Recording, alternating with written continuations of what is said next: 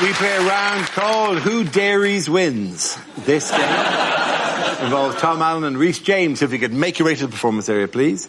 This round is a stand-up challenge. I launch the wheel of news, and wherever it chooses to stop, one of our performers must step forward and talk about that subject. Okay, here we go. Let's spin the wheel. The first subject is race. Who wants to come on that? I remember that day. The Interracial Arm Wrestling World Championships. I'm a white man. Thank you.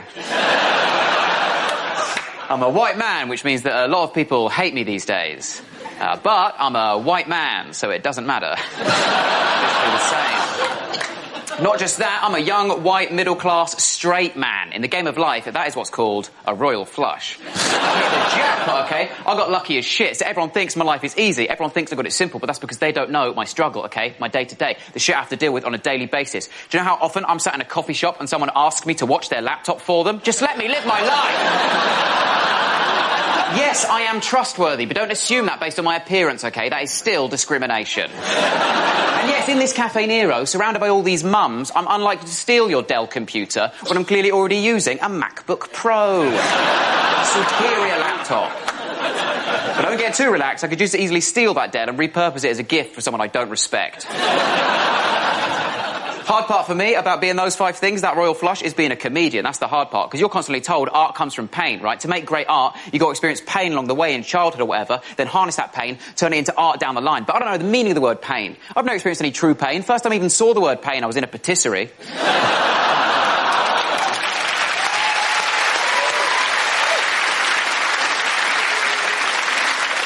Okay, that leaves us with Tom. Let's see what your topic is. Let's spin the wheel. And it's food. Oh, okay. Oh, very similar topics.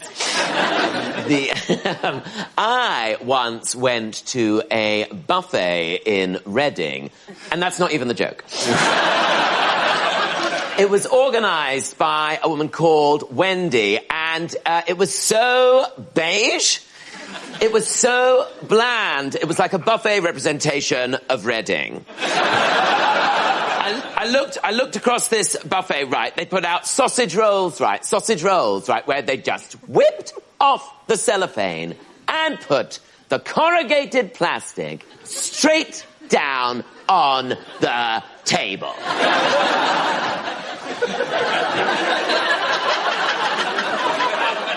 Like we were dogs!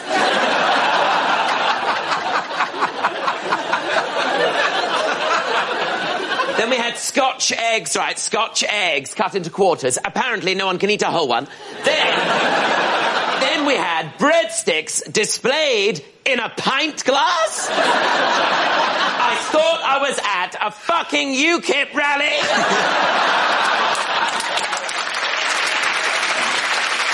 Then she starts putting down cold pizza slices next to wontons. No one's mixed Italian and Chinese cuisine like that since Marco Polo. Then she brought out the quadrant of dips. You know, the 4 dips. The 4 dips of the apocalypse. The white one. The other white one. Then there's a green one. What's that? Guacamole. Then there's a pink one. What's that made of? Sillet bang? I was just glad to have something made of some sort of colour. Anyway, it was a terrible buffet, but thank you very much, Wendy. There you go. Thank you very much. Points there go to Tom. Give us a back down again. Now we play a round called Don't Let the Door Hit You on the May Out. This game involves Tom Allen and Glenn Moore. So if you could make your way to the performance area, please. This round is a stand-up challenge. I launch the wheel of news, and wherever it chooses to stop, one of our performers must step forward and talk about that subject. Okay, here we go. Let's spin the wheel. And the topic is growing up. That's offensive. I think my parents always wanted me to be really, really grown up. Like, I remember years ago, my parents coming into my room, confiscating all my toys and saying, "You're too old for teddy bears." And I was so upset, I just stormed out the house and I just drove. I'm a proper grown-up now, though, and I can tell I'm a grown-up because of my pyjamas. Like, you can all tell you're grown-ups because of your pyjamas, because, like, when you're a kid, I'd wear pyjamas that had, like, immature things on, like Disney characters and stuff like that. But now I'm a grown-up, you know, I'll wear pyjamas that have got more mature characters on, like the Cast of Atonement. Me and my 11-year-old cousin, we've both got Harry Styles pyjamas, but hers say One Direction and mine say Dunkirk. Obviously, slippers is the only exception to this. Slippers only ever have grown-up characters on because it's only grown-ups who wear slippers. No child in their right mind is wearing slippers, and if your child is wearing slippers, keep your creepy Jacob Rees-Mogg child away from me. When I was growing up, all I ever wanted to be was I wanted to be an astronaut. I thought I can be an astronaut. I've only got 2 weaknesses, being vague and another weakness. No, I can be an astronaut, but the problem is, if you tell your teachers you want to be an astronaut, they say, no, you don't need to study that. You need to study Shakespeare. The only way you can become clever is if you study Shakespeare. That's not true. Shakespeare didn't study Shakespeare. He went on to become Shakespeare. Shut up, shut up, shut up. I'm just annoyed at myself because I didn't realise to be an astronaut you've got to be good at science, and I didn't listen during science, and now I don't remember any science. Like, I remember the basics. I know stuff like if you put a tooth in some milk, you will lose your job at Cravendale. But I get annoyed at what I do remember and what I don't remember, and I find it unfair. I find it unfair that for 7 years of my life I had to study physics every single week. I don't remember any physics. Yet in 2003, I saw half of Johnny English. I still remembered the name Pascal Sauvage. Thank you very much, Brad. Okay, that leaves us with Tom. Let's spin the wheel. Let's see what your topic is. The topic is exercise.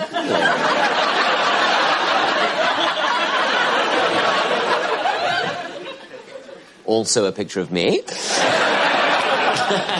I'm not very good at exercise. I joined the gym. I joined Virgin Active because there wasn't a Virgin Passive. And I found the whole process very intimidating. Like, when you go in there, you're confronted with all the cardio area, like the cardio area. They call it cardio because that's where you go to have a heart attack. And then at the other end, they have what they call the free weights section, the free weights, which I have no business being in because it's for the bigger boys. The bigger boys go there all day. They're lifting things all day, trying to get big arms, trying to turn their arms into legs. And I think it all really started at school. Like, I didn't like doing PE at school. What would happen is, after assembly, one class would have to stay behind in the hall because they'd be doing gym. And I never found out who Jim was. The worst bit was if you had to use the apparatus.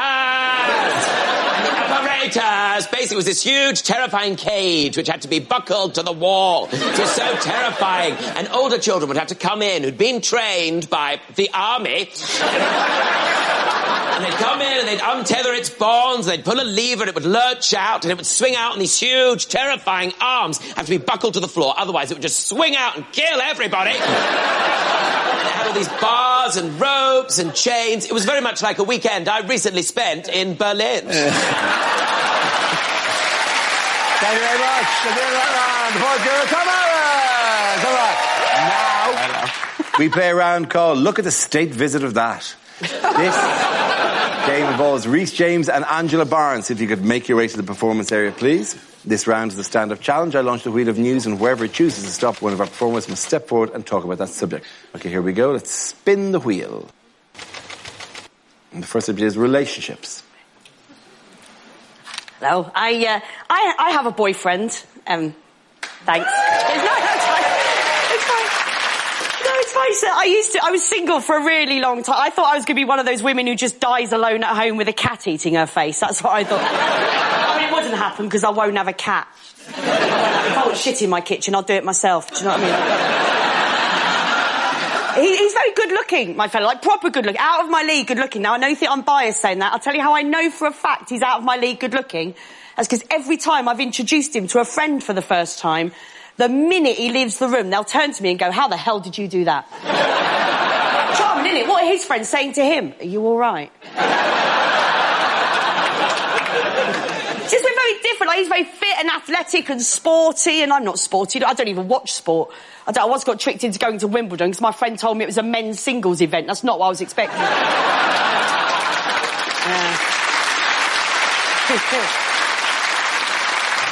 It used to worry me that he's so much hotter than me. But, you know, we've been together 5 years now. If he is doing it for a bet, he's really committed to winning it. So when we met, I was 37 when I met my fella. Now, I think it's good to meet someone a bit older in life, you know, when you know what you want. Like, it's proved controversial when I've said this before, but I don't trust childhood sweethearts. Now, I'm sure if you are one, you'll be fine.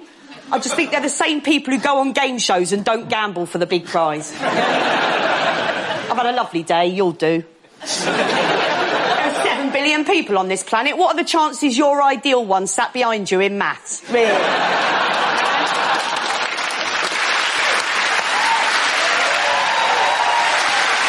Thank you very much, Andrew. OK, that leaves us with Reese. Let's see what your topic is. Let's spin the wheel. And the topic is philosophy. I feel like people who say everything happens for a reason have never shit themselves on public transport.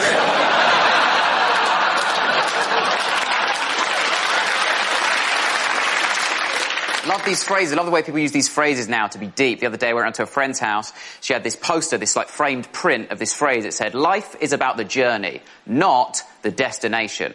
And I was like, obviously. The destination is death. Otherwise, that just says life is about death. And that's a bit heavy for your downstairs bathroom, as far as I'm concerned.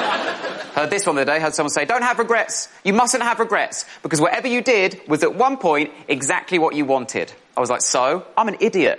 At one point, I paid for the Crazy Frog ringtone. I don't know shit. At one point, I bought a little chair for my old Nokia mobile phone. My judgment is abysmal. At one point, I sucked on the breast of my own mother. Doesn't mean I don't regret New Year's Eve 2012. People change. The way that karma has been hijacked by so many young people does my head, and all these young people all the time going, "Yeah, I believe in karma. I live my life by karma, because I believe if you do good things will happen to you. So that's why I do good things, so that good things will happen to me." And I think, well, then you're a piece of shit. Do a good deed. Who lives their life like that? Constantly looking back, analysing, seeing if their good deed paid off and they got something good in return. You know, who's getting a promotion at work thinking, "Oh, that because I gave that bad old pair of trainers to Oxfam last week"? You know, who's getting a hand job thinking, "Oh, that because I helped that old lady cross the street"? That's not karma. That's just a very grateful old lady. Thank you very much. Points there go to Angela. Well done. Thank you very much. We play a round called Blow, Blow, Blow Your Vote. This game involves Glenn Moore and Milton Jones. If you could make your way to the performance area, please. This round is a stand-up challenge. I launch the wheel of news, and wherever it chooses to stop, one of our performers must step forward and talk about that subject. OK, here we go. Let's spin the wheel. The first subject is domestic life. Who wants to go? Glenn. I've got 2 housemates, Sarah and Shalil. And it's not the Sarah and Shalil. I think a lot of people get excited when I say I lived with Sarah and Shalil. It's not the famous Sarah and Shalil you're probably thinking of.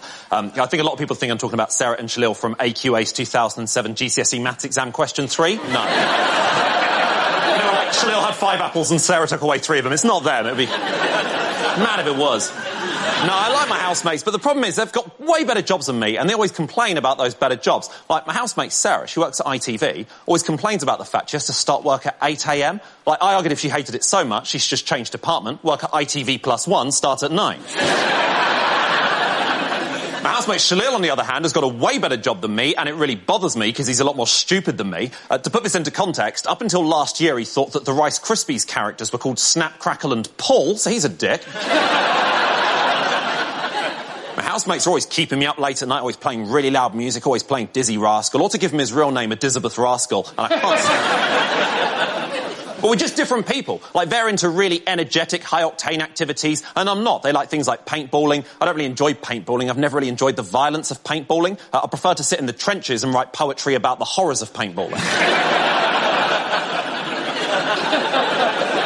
Whereas they make fun of me for literally every activity I ever do. They once ripped the piss out of me because I queued up overnight to buy the final Harry Potter book, because apparently it's been out for years.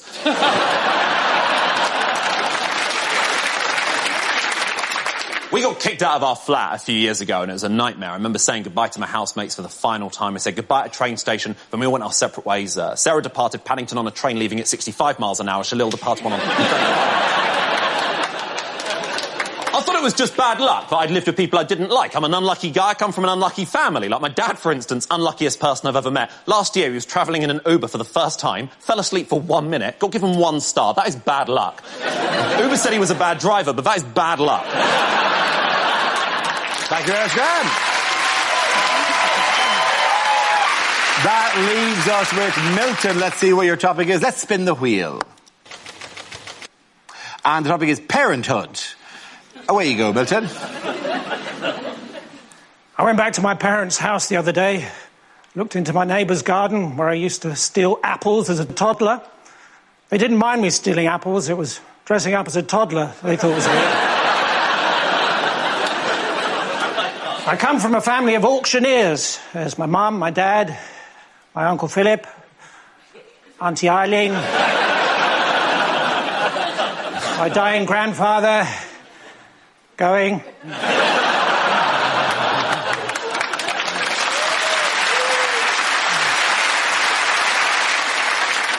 I said to my dad, I keep making mistakes. He said, you're talking to the wrong person. I said, oh no, not again. He said, well, it wasn't as bad as that Uber driver I had the other day. He fell asleep.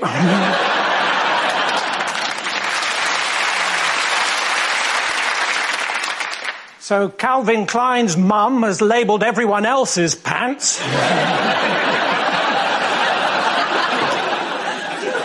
When my daughter was born, she had jaundice, so there she was, small, round, and yellow. We called her Melanie.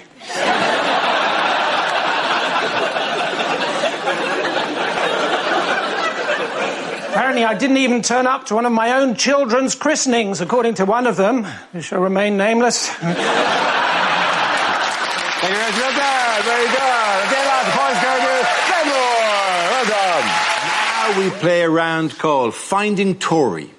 This game involves Maisie Adam and Larry Dean. So if you could make your way to the performance area, please. This round is a stand-up challenge. I launch the wheel of news, and wherever it chooses to stop, one of our performers must step forward and talk about that subject. Okay, here we go. Let's spin the wheel. The first subject is going out. Who wants to come out? Maisie. I love going out. Proper love it. Total slave to the sesh. Massive slave to the sesh. I love going out, but as you've probably noticed, I'm quite tall. And people always say to me, they say, oh, Maisie, it must be lovely being tall and being a woman with long legs. You can model. Can I?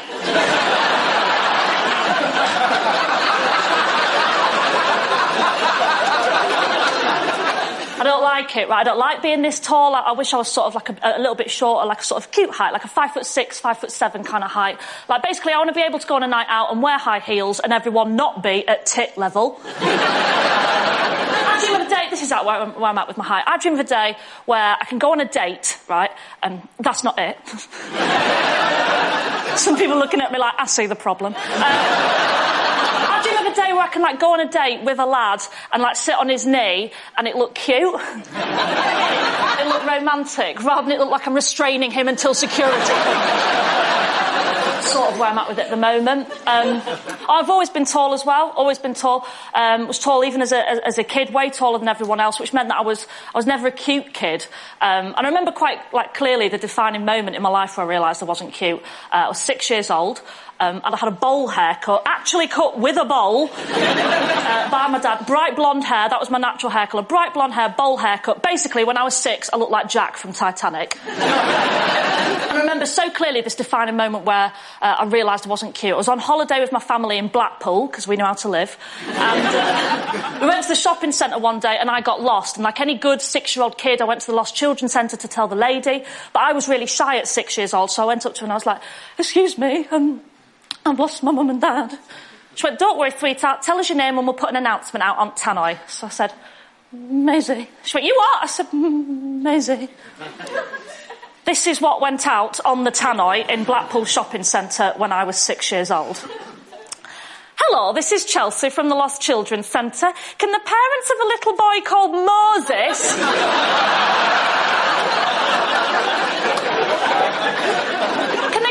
him, please. He's wearing a Spice Girls t-shirt and leopard print trousers. Thank you. Thank you.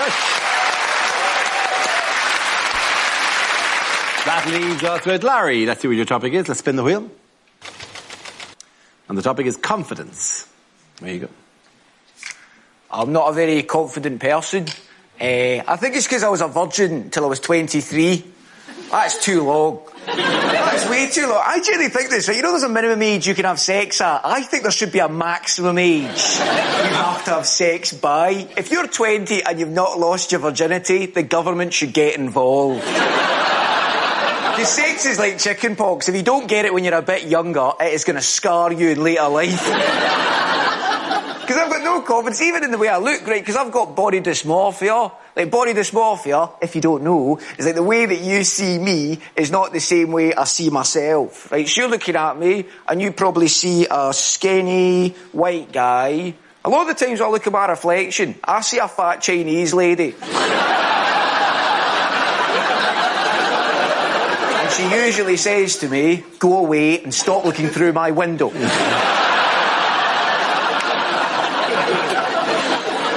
I thought what I'll do this year is I'm going to slim down and I'm going to tone everything up, right? Even though it's 2019, right? Because 2019 is a difficult year to lose weight because it's bad luck. Because it's actually the year of the pig. I know that because my reflection told me. So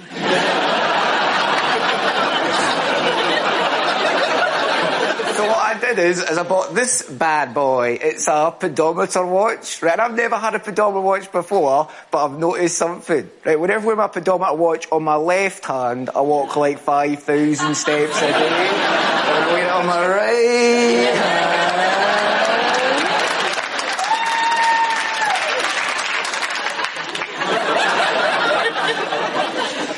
I get jizz on it. Thank you very much, Dean. Points at the end of that round. Go to Macy Adam. Now we play a round called Boris Johnson and his Chamber of Secrets. This game involves Tom Allen and Milton Jones. If you could make your way to the performance area, please. This round is a stand-up challenge. I launch the wheel of news, and wherever it chooses to stop, one of our performers must step forward and talk about that subject. Okay, here we go. Let's spin the wheel. The first subject is school. Let's come on that. Tom. Hello. I went to quite a rough school. I know. Isn't it moving? And it was a sort of school where people would come up to you and say things like, hey, you, do you want to fight, do you? Do you want to fight? Is that why you look at me like that? Yeah, you want to fight? Yeah, don't you want to fight? Don't you want to fight? And I'd always say, oh, no, thank you. But thanks for thinking of me. Those girls could be so cruel. And at my school, to avoid getting picked on, everyone had the same of everything. So everyone had, like, the same pencil case. It was a pencil case that was made to look like a packet of Walker's Crisps. And in it, everyone had the same Oxford math set, which was like a tin pencil case, which contained a ruler, maybe a foldable ruler for travel. A foldable ruler, which was great for underlining things, wasn't it? Until you got to the middle. Big bump in the middle. And a set square, which wasn't a square, was it? It was a triangle. And a compass. Oh, I'm glad I learned how to use a compass. Not a day goes by.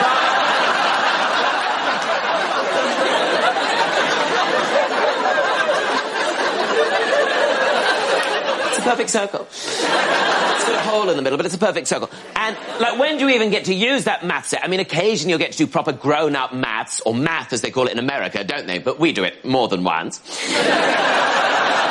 When you get to do things like trigonometry and SOHCAHTOA. Do you remember that? SOHCAHTOA. Do you remember that? SOHCAHTOA. That's a thing. SOHCAHTOA. Sine equals opposite over hypotenuse. Cosine equals adjacent over hypotenuse. I mean, now, as an adult looking back, it would have been nice, wouldn't it, if they spent maybe half an hour, or even just like 10 minutes, just 10 minutes going, this is a pension scheme.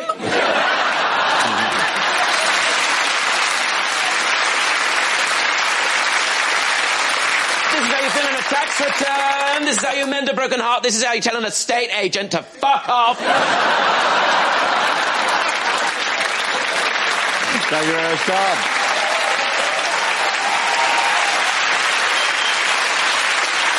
Okay, that leaves us with Milton. Let's see what your topic is. Let's spin the wheel.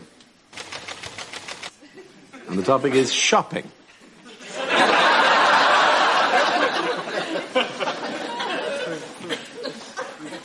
Those reward cards are rubbish, aren't they? Got too many points on one of them, and now I'm not allowed to drive.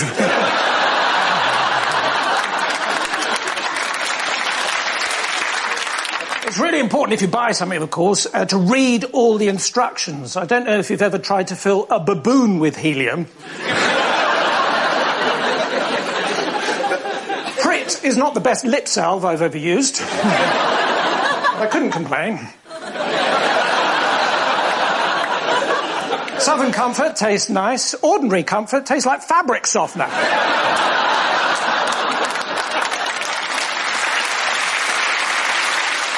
But at least your burps smell of summer meadows. When I was in America, I really got into the culture, so I went into a shop and the guy said, "Have a nice day," and I didn't, so I sued him. Yes, well done. Thank you very much, Milton. Points there for Tom Allen. Everybody come back. Now we play a round called I'd Leave That for 3 months If I Were EU.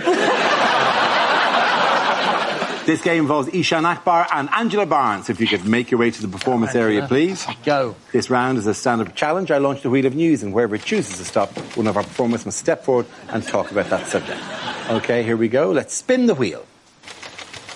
The first subject is identity. Obviously. So just before I start, I just want to clarify, I'm not actually anyone's GP. We were having a nice time of it. I went to Hamburg recently, and the Germans, very interesting people. They're very interested to find out about where I'm from. And the way I knew this is they come up to me and they'd go, "Where are you from?" And I'd say England, and they'd go... And obviously they're shaking their head because I'm brown, and the reason I'm brown is because my dad's from Pakistan and my mum's from Bangladesh, which means I can make a fantastic pair of jeans. With a Pakistani dad and a Bangladeshi mum and me being born and raised in England, I'm very much the ultimate colonial baby. You guys heard of colonialism? A sea of white faces staring back at me. I remember asking my mum to describe colonialism to me. She said, "Oh, yeah, colonialism, not that big a deal. Think of it as a gap year that got out of hand." Which I thought was a lovely description, but I really enjoyed growing up in a mixed Pakistani-Bangladeshi household. I got the benefit of various experiences. For example, all the gastronomical experiences. Thursday night, curry night, like every other bloody night. But I'll be honest, the thing that was tough about growing up in a mixed Pakistani-Bangladeshi household was the racism, from my parents to each other. They spent their whole life advising me not to marry the person from the other nationality on spurious racist grounds. So my dad would be like, "Never marry a Bangladeshi, they stink of fish, and they can't swim." My mum would be like, "Never marry a Pakistani, they fix cricket matches. And they killed 3 members of my family." I'm like, wow, you went with the cricket matches first? But growing up, right, I felt like I had to choose a side. And in truth, I never really exhibited the characteristic to choose either. For a start, I was too good a swimmer to be Bangladeshi. And I never actually acted on the impulse of finding my cousin attractive to be Pakistani. Even though he is really fit. Thank you very much, Ishan.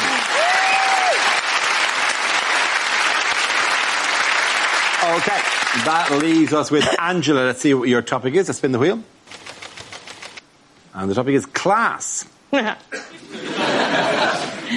I am a proudly working class girl. You can tell I'm working class. There's a little test you can do to find out whether or not someone's working class. What you do is you compliment something they're wearing, and a working class person will respond instantly every time with a price and where they got it. That's how you know. That's a nice top, Angela. Tenner, Georgia Asda. That's how you know. Posh people aren't doing that, are they? I had to do the after dinner at the Duke of Edinburgh's Polo Club. It's all right, he didn't drive me there. But it's what can only be described as a spectacular piece of misbooking. I can only imagine that at the same time Sir Stephen Redgrave was getting booed off stage at the Funny Bucket in Croydon. I have no idea what it was. Black tie as well, this, but black tie, I don't even know what that means. In my family, black tie means you've got a court appearance in the morning. He said I had to wear a hat or a substantial fascinator. What's that? Do I need to go to Ann Summers? I don't know. So I went out, I bought a new dress. I bought a new dress for the occasion, 70 quid, Debenhams. And I did the gig. It went what can only be described as fine. I just wanted to go home. I didn't belong, right? And as I was leaving, this woman, she stopped me in the doorway. A woman from the Polo Club. The poshest woman I've ever met in real life. One of those people so posh, it looks like it causes them physical pain to speak. She stopped me in the doorway. She said, "Angela," she said, "Angela, I knew when I saw you arrive earlier that you must be the entertainment." She said, I knew you couldn't be married to a polo player, not with that hair. I said, that's funny, love. I knew you were married to a polo player because you look like a fucking horse. Thank you very much, Andrea. Points to both of you there. Come on, Sebastian again. Well done, everybody. Now, we play a round called The End is Nigel. This game involves Olga Koch and Nigel Ung. If you could make your way to the performance area, please. This round is a stand-up challenge. I launch the wheel of news, and wherever it chooses to stop, one of our performers will step forward and talk about that subject. Okay, here we go. Let's spin the wheel. The first subject is nationality. Who wants to come in that? I'll take it. Olga. Hell yeah! Hi. Nationality is a very big topic for me because I'm originally from Russia and I need to start every set like that because I know that they're listening. I have a very Russian name. My name is Olga. Olga is the most common name in Russia. It is, of course, Old Slavic for I wish you were a boy. My last name is Koch. It's meant to be pronounced Koch, but if you're living in an English-speaking country, 8 out of 10 times I am Olga Koch. I ran for student government of my high school under the slogan, I want me some cock.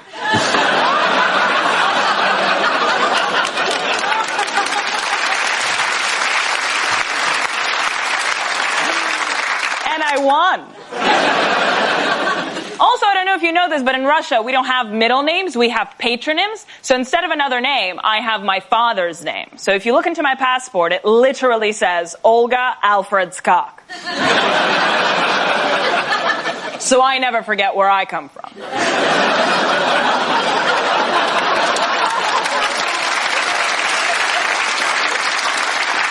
I was born in 1992, shortly after Russia elected its first ever president, which started a very long history of Russian people electing presidents all over the world. Thank you very much. Thank you very much. Olga. That leaves us with Nigel. Let's see what your topic is. Let's spin the wheel. Now, the topic is food and drink. Where you go? I'm foreign too.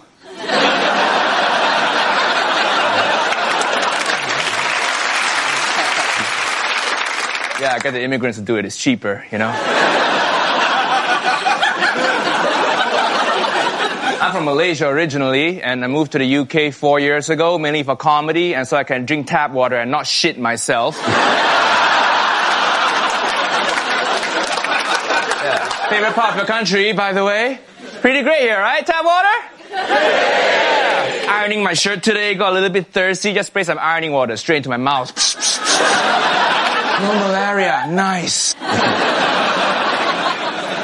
When I first moved here, I asked the guy here, like, what's the worst thing you have in your UK tap water? You know what he told me?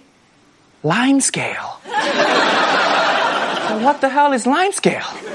Does it give you a headache? Does it make you vomit? He said, no, it just makes the inside of your kettle a little bit white.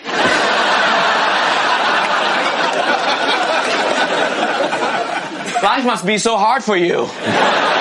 With your kettle discoloration problems. I love scale. I eat all the scale now, alright? I'm gonna go home and lick my teapot later. Even when we take the trains here, even the train toilets tell you the tap water in there is not drinkable, right? I'm like, okay, we'll see about that. It turns out they're right. Set myself in the real replacement bus service. Well done. Very good. Points there for Olga. I'll redo them. Come on, come back. Thank you. Now we play a round called Prince Andrew's Meat Feast. This game involves Ed Gamble and Mark Sibbons. If you could make your way to the performance area, please. This round is a stand-up challenge. I launch the wheel of news, and wherever it chooses to stop, one of our performers must step forward and talk about that subject. Okay, here we go. Let's spin the wheel. And the first subject is family. Ed. Just a normal picture of a normal family there. Terrifying serial killer smiles. My dad is he's an intelligent man. I would describe him as intelligent, but he's that level of intelligence where if he gets caught making a stupid mistake, he will lie to get his way out of it. Perfect example, many years ago when I was 8 or 9, my dad took me into a baker's. He marched up to the lady working behind the counter and he said, "Hello! We'd like a Danish boog, please." Now, don't worry, she all looked at me like you're all looking at me now. Because the Danish boog is not a thing that exists. That is not a baked product. So obviously she said, "So sorry, sir, never heard of the Danish boog. Is it a baked product?" My dad ploughed on with, if anything, increased confidence. He said, "Yes, the Danish boog." She said, "Again, I've just started working here, but I know everything we sell here. I've never heard of a Danish boog." Started to get angry and I was going, "The Danish boog! The Danish boog!" pointing at a chalkboard behind her. She turned round, looked at the chalkboard, turned back to us and said, "Do you mean the Danish 800 gram?"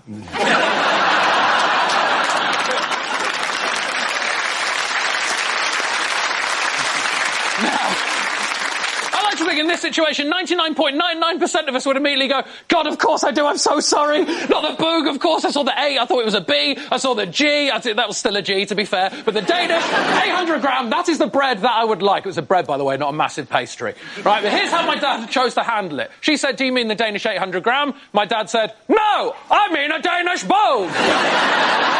She snapped and went, "Well, I'm going to have to go and speak to the boss because I have no idea what you're talking about." My dad went all in on the lie. He was going, "Well, you better hurry up. It's not a Saturday without a boog." If I go back to my wife without a boog, she'll have my bloody guts for garters, thank you very much.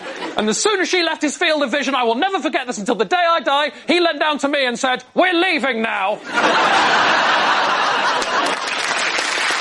Thank you very much, Ed Gamble. OK, that leaves us with Mark. Let's see what your topic is. Let's spin the wheel. And the topic is relationships. So, a lot of people say comedy is the new rock and roll. Well, if you want to know how many women I sleep with, this week alone, last week alone... I am in a relationship. I messaged my girlfriend asking her to describe the first time we made love, and she texts back quite quick.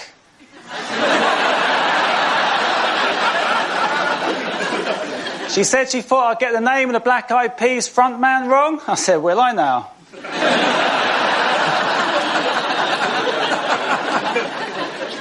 Honeymoon period. That's unlucky.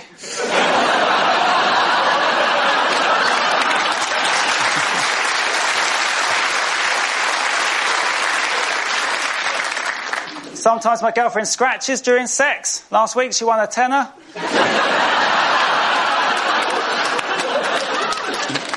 Sometimes she has a go at me during sex. We started doing it and she was like, "Mark, can we take off your socks?" So I was like, "Okay."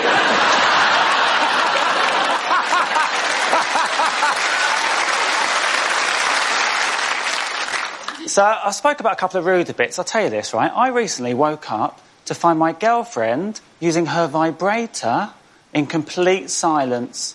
And I thought, that is not on.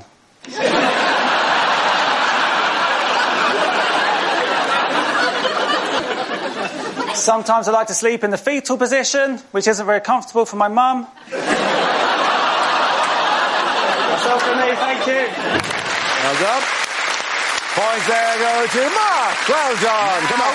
We play a round called Have I Got Jews for You? I told you it wouldn't work. I told you they would turn on me. Don't you mashugga to me. This game involves Milton and Chris, so if you could make your way to the performance area, please. This round is a stand-up challenge. I launch the wheel of news, and wherever it chooses to stop, one of our performers must step forward and talk about that subject. OK, here we go. Let's spin the wheel. The first subject is diet. Chris. So I'm about half a stone away from changing my Facebook picture to a Ferrari or a football badge.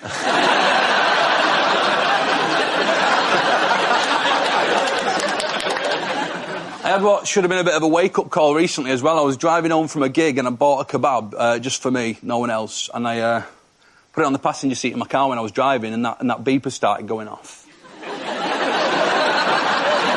You know the one that's designed to go off when it detects the weight of a fucking person, that one? You know you've got serious issues when you have to put a seatbelt around your kebab when you're driving.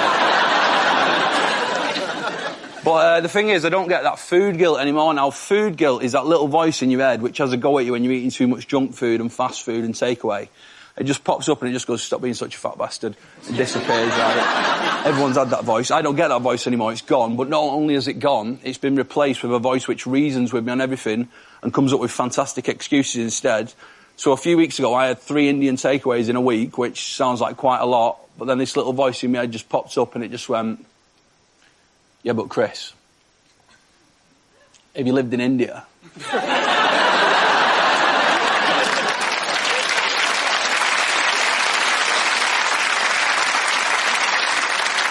Just for your tea, don't worry about it, fat lad. Crack on. Chicken boona, cheesy chips, 6 oven fried nuggets and 4 cans of Rubicon. They're at it all the time in Mumbai. Come on. Anyway.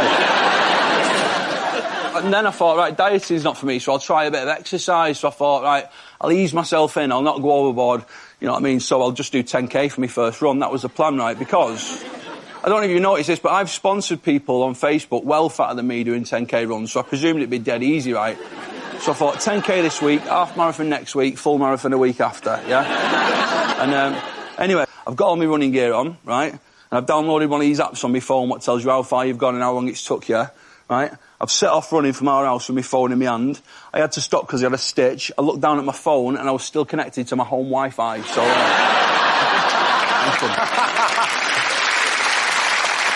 Thank you very much, Chris Washington. That leaves us with Milton. Let's see what topic you have. The topic is communication.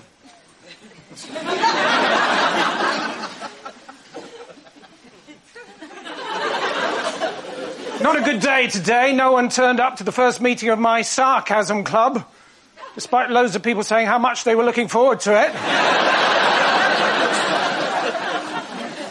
Do you ever do that thing when you're on the phone? You put it down. No, you put it down. No, you put it down. Listen, you're a qualified vet and it's an old dog.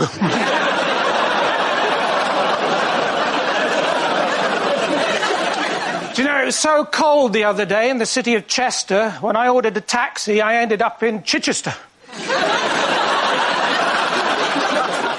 The only bright point of the journey was seeing a car going the other way with a seatbelt round a kebab.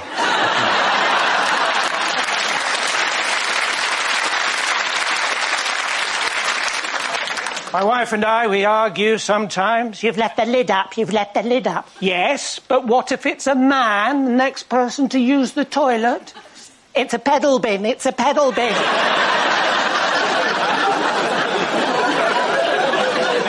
It was her birthday recently. I took her to an orchard in Somerset. We stood for about 20 minutes. Not the Apple Watch she wanted. Thank you very much, Milton. Points there for Chris. Come on, sit down. Now we play a round called You Went to NATO, I Went to NATO. This game involves Tom and Reese. So if you could make your way to the performance area, please. This round is a stand-up challenge. I launched a wheel of news, and whoever chooses to stop one of our performers must step forward and talk about that subject. Okay, let's spin the wheel. And the first subject is the environment. Who wants to come in that? Reese. We've got to do more, haven't we? We all know it's a big issue, the environment. We've got to do more stuff, but they're expecting too much from us too soon.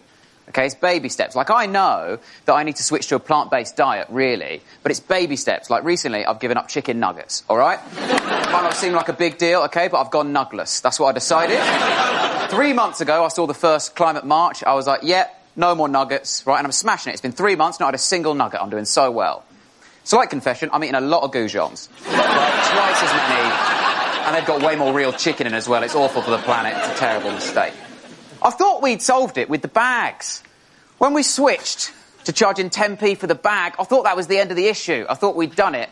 But it's not enough of a deterrent, is it, 10p, when you're at the checkout and you haven't remembered your canvas bag, and they go, do you want a bag for 10p? Like, well, what's the alternative? I just eat all this now. Yeah. What's for dinner tonight? Oh, cauliflower, mustard and Dettol. Yes. I need a bag, please. Costa are the same. Costa, they'll give you 10p off your coffee if you're taking a reusable cup, right? Because they're like, oh, we're Costa, we care about the environment. No, you don't, mate. If you care about the environment, Costa, why are your receipts the size of a duvet? Get a grip. But it is handy having that 10p, because you can take that 10p and spend it on a plastic bag in Sainsbury's. So it is ideal. But I think I know why middle-aged people don't like Greta Thunberg, right? And it's because she makes their kids look shit. You can't brag about your kids with her on the scene. This is parents in the playground stuff now, isn't it? With their parents just going, oh, yeah, oh, is your son Jamie? He's made the football team, has he? Oh, well done. My daughter is the face of the campaign to rescue this planet from the jaws of oblivion. But, good luck with a little kickabout, Jamie. Off you go. Oh, your son, Lucas, he's made his grade 4 cello, has he? Oh, well done. Yeah, my daughter is the reason he might live to see grade 5. Lovely stuff. Thank you very much, Reece. Okay, that leaves Tom. Let's see what your topic is. Let's spin the wheel. And it's travel. Travel, okay, fine. Well, I travelled from over there.